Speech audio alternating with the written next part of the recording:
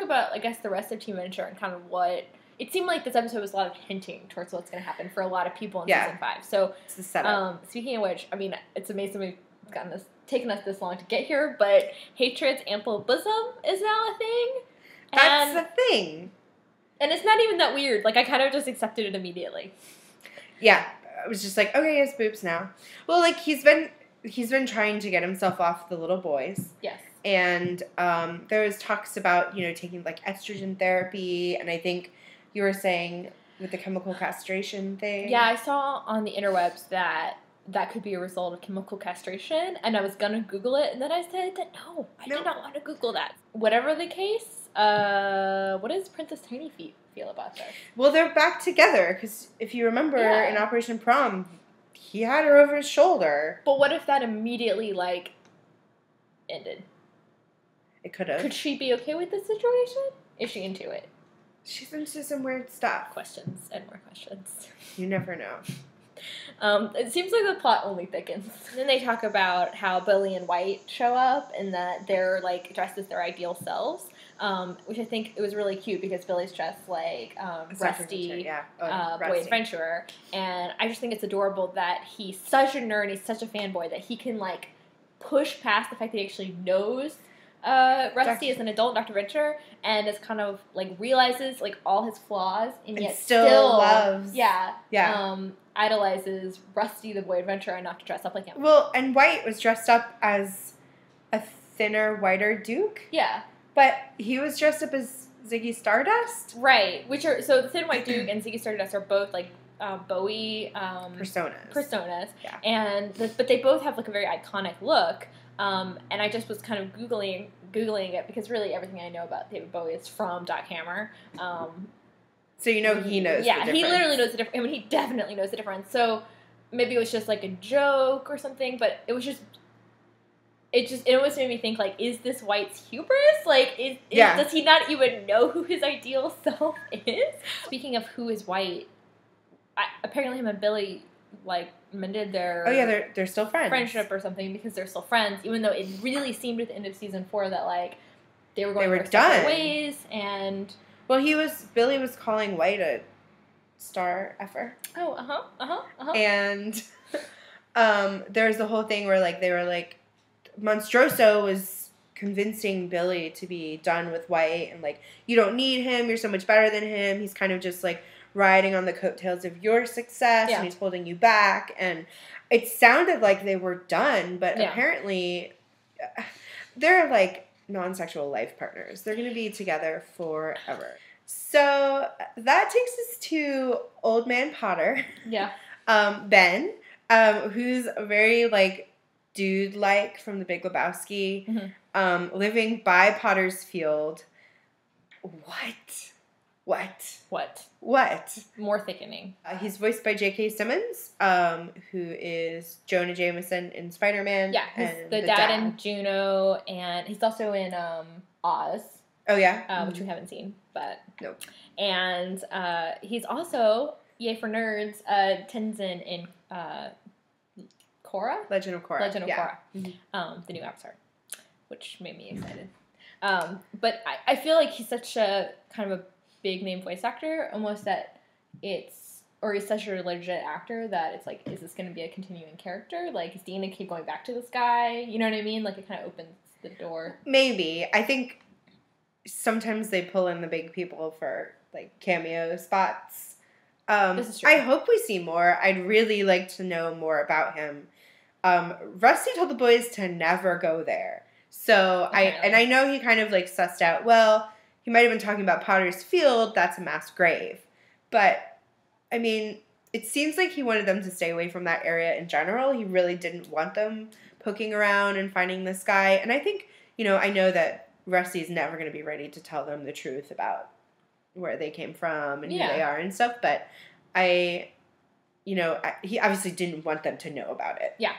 And so Ben has been apparently monitoring the boys for years up to present day because he, knows that Hank is, sleeping 10 hours a day and that they're out of the learning beds and, like, so how exactly is he keeping such close tabs on them? He must have some kind of surveillance or... So is Rusty cool with that? Like, Well, the way that he presented it, they're in cahoots. Like, he said that he worked with Jonas to, like, create the clones, and even Rusty helped with it. So, like, he knows him. I mean, I bet a bunch of us thought this way, but I thought for a minute that it was Jonas. Because he kind of looks like Jonas with the... Except, like, obviously heavier with the beard and whatnot. With that big build. So we were kind of doing some scooping, kind of figuring out who he is exactly.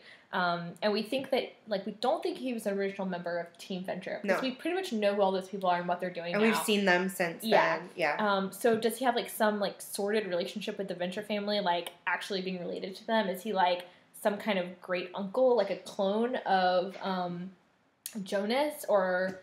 Like, well, when I first saw him, it took me back to the Pomp and Circuitry episode. Yeah. Where Phantom Limb is going through his files, and he pulls out this picture, and it's on the Venture compound, and it's Jonas Venture, and Professor Impossible, and Phantom Limb's in the wheelchair, and there's this other big guy in a Venture, like, sweater, V-neck, and...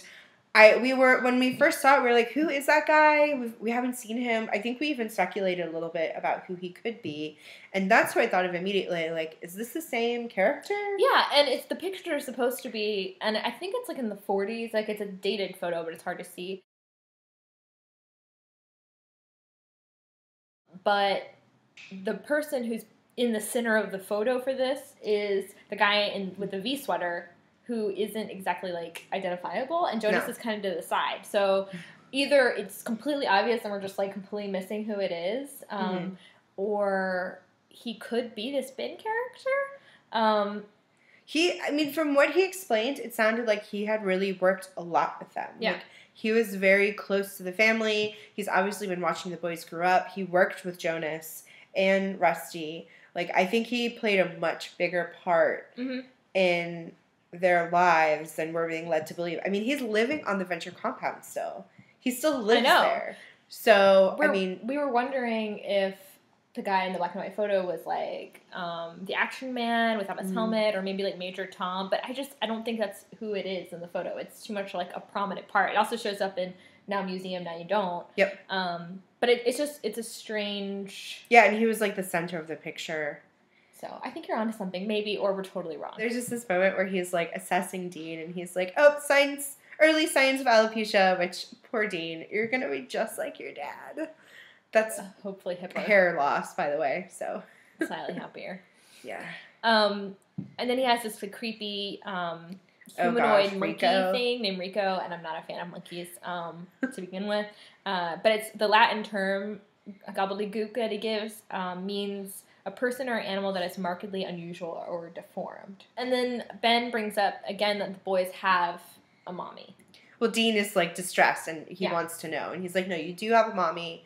You were made the same way we all were. Your parents got drunk and forgot to use protection. Yeah. But, I mean, that's, again, just, like, they're taking us back again. The boys have a mom. I know. We might someday learn who she is. I'm almost, like... just kind of went along with the fact that we're never going to know. Right. It didn't really matter. Kind of not even going to talk about it Don't even want to speculate anymore. But they keep bringing it up. So I think that we're going to actually maybe get some information. I wouldn't hold my breath.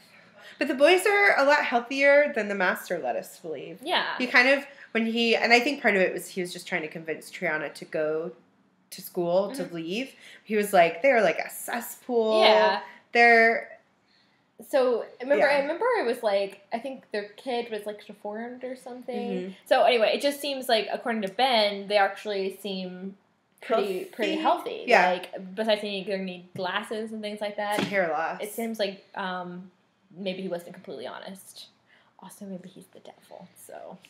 So, we're still working with that theory. So, white lies, I guess, wouldn't be our biggest concern. So we hope that you loved the episode as much as we did. I hope that it just, like, whetted your palate to get back into the Ventureverse, like, in Season 5. And we will be back when the new episodes are back, which should be early next year. Yay! So that wraps up this episode. And if you want to... we're going to put some screenshots on the blog if you want to check them out. That's at veryventurevodcast.blogspot.com, which is the longest URL. All of the words. I get tired typing it up. Me too. Also on our Facebook page, yes. We'll post a link to the blog post, and we post some stuff on there every once in a while. So if you want to like us, it's Very Adventure Vodcast. Yeah, and you can connect with us on Twitter too, and you can, which is at Very Adventure Girls. GRLS. All right, guys. Well, have a great week. We'll see you soon. Bye. Bye.